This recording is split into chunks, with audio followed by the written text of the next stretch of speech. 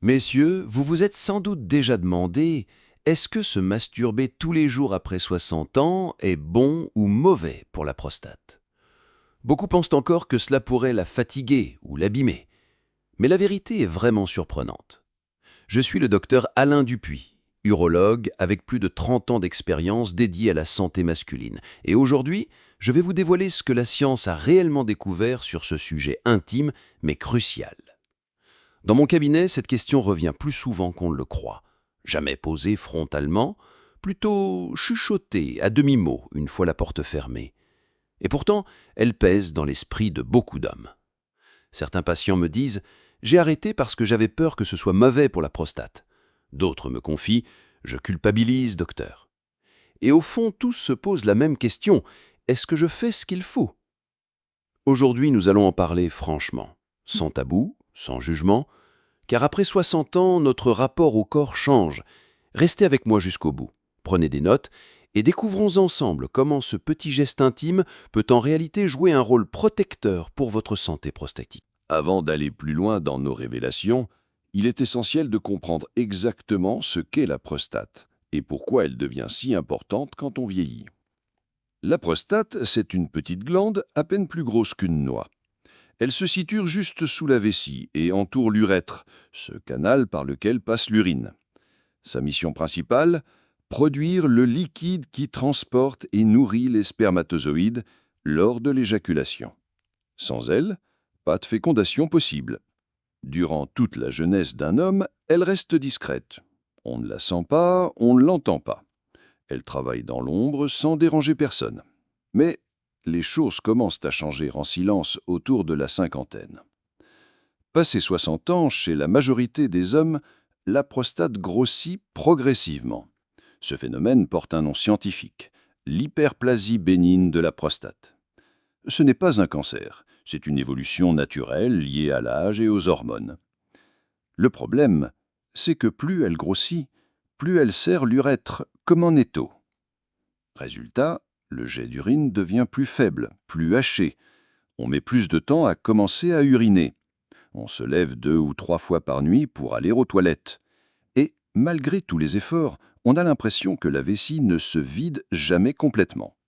Je pense à Gérard, 67 ans, ancien chauffeur routier, qui m'a dit un jour « Docteur, je n'ai pas mal, mais je vis avec cette pression constante, cette gêne qui ne me quitte plus.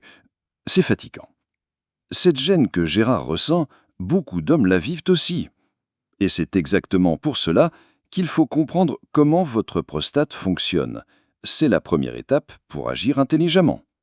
C'est une question que j'ai entendue bien des fois, souvent avec un petit sourire gêné. Docteur, si je me donne du plaisir tous les jours, est-ce que je risque quelque chose? Est-ce que c'est mauvais pour la prostate? Et la réponse, vous allez voir, n'est pas du tout ce que beaucoup imaginent. Pendant longtemps, la masturbation a été entourée de rumeurs, de fausses croyances, de discours culpabilisants. Certains disaient qu'elle fatiguait le cœur, qu'elle affaiblissait les reins, qu'elle faisait baisser l'énergie. Rien de tout cela n'a jamais été prouvé scientifiquement. Mais ce qui est fascinant, c'est que depuis une vingtaine d'années, les chercheurs ont commencé à s'intéresser sérieusement au lien entre fréquence d'éjaculation et santé de la prostate. Et ce qu'ils ont découvert va vous surprendre. En 2004, une grande étude américaine publiée dans la prestigieuse revue European Urology a suivi près de 30 000 hommes pendant 18 ans. Oui, vous avez bien entendu, 30 000 hommes suivis pendant presque 2 décennies. Les résultats sont époustouflants. Les hommes qui éjaculaient 21 fois ou plus par mois avaient 33% de risque en moins de développer un cancer de la prostate comparé à ceux qui le faisaient seulement entre 4 et 7 fois par mois. Oui, vous avez bien entendu, un tiers de risque en moins. Ce n'est pas moi qui l'invente, c'est la science qui le prouve. L'explication est logique et fascinante. À chaque éjaculation, la prostate se vide de son liquide, et ce geste simple semble permettre d'éliminer des cellules mortes, des déchets potentiellement inflammatoires, voire des substances cancérigènes qui peuvent s'accumuler avec le temps. C'est ce qu'on appelle, dans le jargon médical, l'hypothèse du nettoyage prostatique. Imaginez votre prostate comme une éponge qui accumulerait des impuretés. L'éjaculation fréquente permet de la rincer régulièrement. Mais attention messieurs, il ne s'agit pas d'une solution miracle. Se masturber régulièrement n'efface pas les effets d'une mauvaise alimentation, du tabac, de la sédentarité ou du stress chronique. Cela fait partie d'un tout, d'une hygiène de vie globale. Alors si vous avez cette habitude et qu'elle ne vous fait pas de mal, ne culpabilisez plus.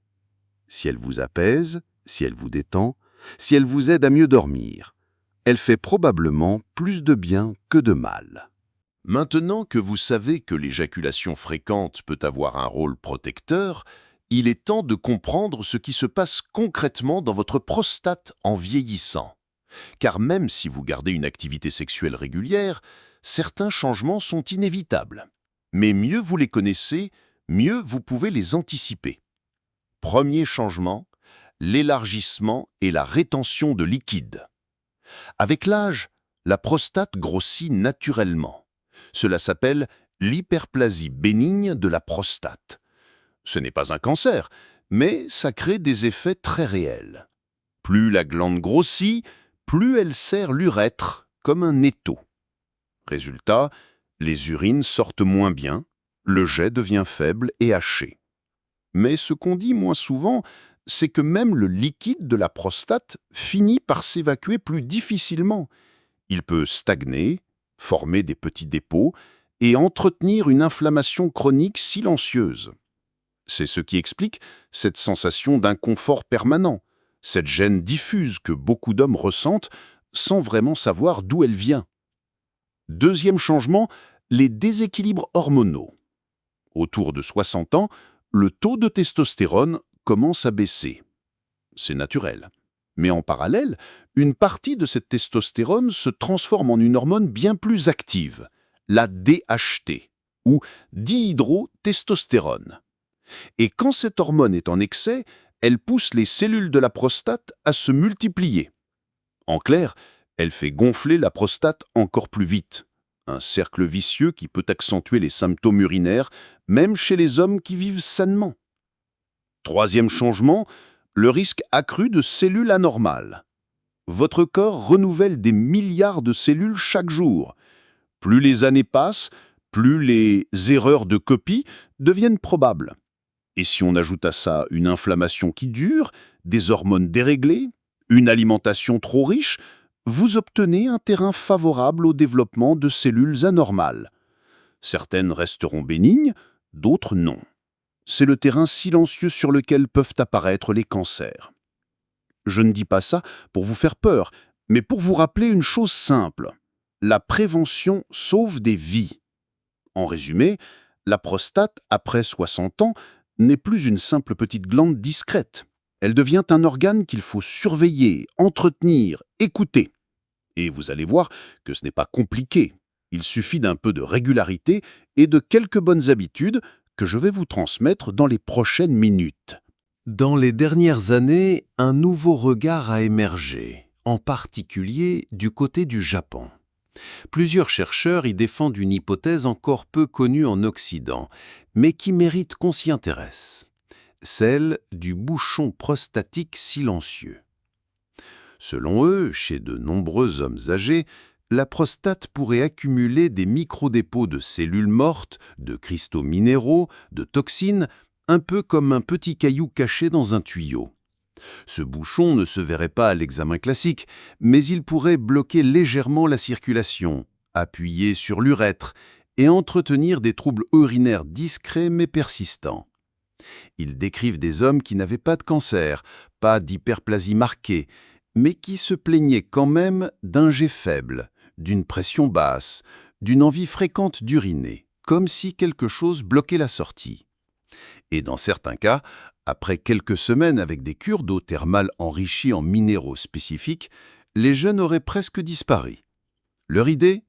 Certaines eaux minérales riches en ions spécifiques pourraient, selon eux, dissoudre en douceur ce bouchon caché et permettre à la prostate de se vider plus efficacement. Ce n'est pas encore validé officiellement par toutes les instances médicales, mais les premiers retours méritent qu'on s'y intéresse. Alors, faut-il y croire ? Ce que je dis à mes patients, c'est « soyez curieux, mais gardez votre bon sens ». Si vous ressentez une gêne persistante, même après avoir changé vos habitudes, ne restez pas seul avec le doute. Ce n'est peut-être pas grave, mais ce n'est peut-être pas anodin non plus.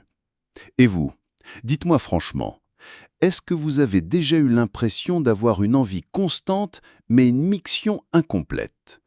Ce genre de sensation mérite toujours d'être écouté, car derrière un petit signe discret peut se cacher un déséquilibre qu'on peut parfois corriger simplement. Bon, maintenant qu'on a bien compris ce qui se passe dans la prostate avec l'âge, ce qu'on peut gagner ou au moins préserver grâce à une sexualité régulière, il est temps de parler concret. Le plaisir, c'est important, oui.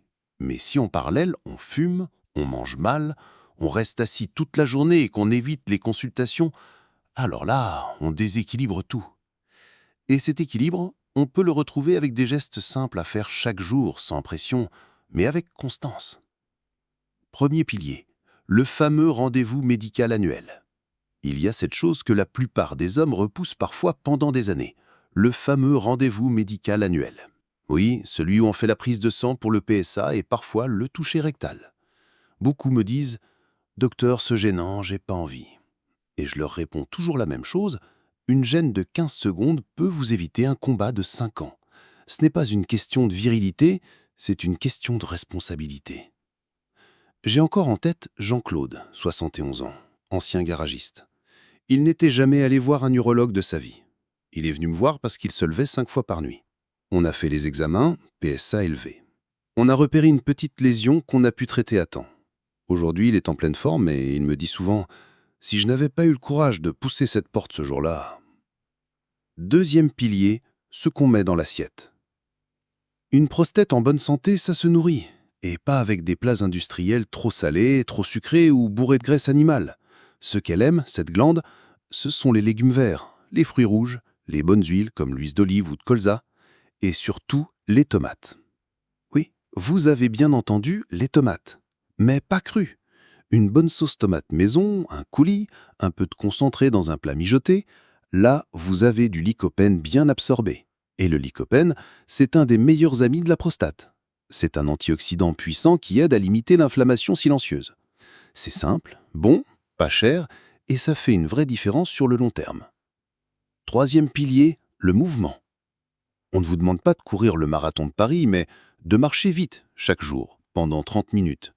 Pas pour transpirer à grosses gouttes, juste pour relancer la circulation, aider les organes du bassin à mieux fonctionner, et surtout pour faire baisser le stress. Quatrième pilier, les exercices de Kegel. Si vous voulez aller plus loin, il y a un exercice que je recommande très souvent, le Kegel. C'est tout simple. On contracte les muscles du périnée comme si on voulait retenir un gaz ou stopper un jet d'urine. Puis on relâche. On peut le faire assis dans le bus, allongé dans le lit, en regardant la télé. C'est discret, mais redoutablement efficace. Cinquième pilier, l'hydratation. Et enfin, il y a une chose toute bête, mais que beaucoup oublient, l'eau. Pas le café, pas le vin, pas la bière, de l'eau. 2 litres par jour minimum. Quand on boit assez, les urines sont moins concentrées, les reins travaillent mieux, la vessie se vide plus facilement, et la prostate en profite indirectement.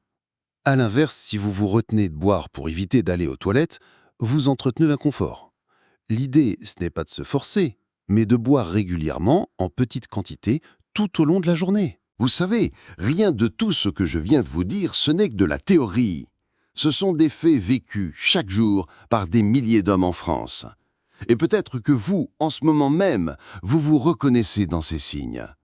Un besoin pressant la nuit, une envie qui revient trop vite, un plaisir qui met plus de temps à venir ou qui n'est plus aussi fort qu'avant. Mais rien n'est joué d'avance. Je repense à Marcel, 68 ans, qui m'avait dit « Docteur, je me levais 6 fois par nuit, ma femme n'en pouvait plus, moi non plus ». Après avoir intégré une éjaculation régulière dans son hygiène de vie, associée à une meilleure alimentation et aux exercices de Kegel, Marcel dort maintenant ses nuits complètes.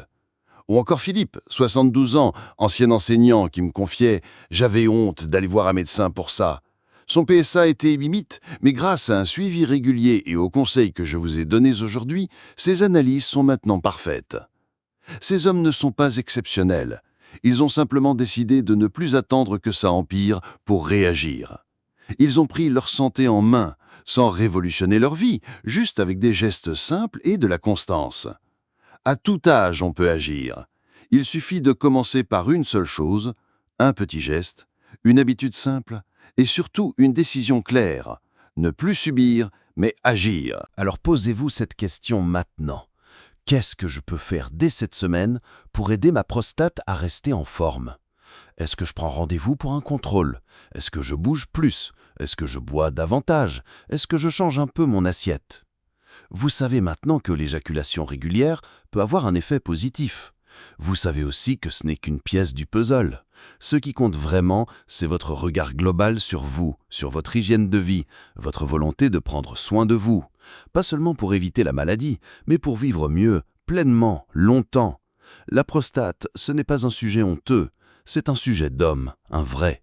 Et en prenant soin d'elle, vous prenez aussi soin de vous, de votre sommeil, de votre vie intime, de votre vitalité. Si cette vidéo vous a aidé à y voir plus clair, je vous invite à faire 2 choses. D'abord, cliquez sur le bouton « J'aime ». Cela montre à YouTube que ce sujet mérite d'être entendu. Ensuite, partagez-la avec un ami, un frère, un voisin. Car entre hommes, on se comprend souvent mieux qu'on ne le croit. Et vous? Dites-moi en commentaire quel petit geste concret vous allez adopter cette semaine pour votre prostate. Je vous lirai et je vous répondrai. À bientôt et surtout, prenez soin de vous.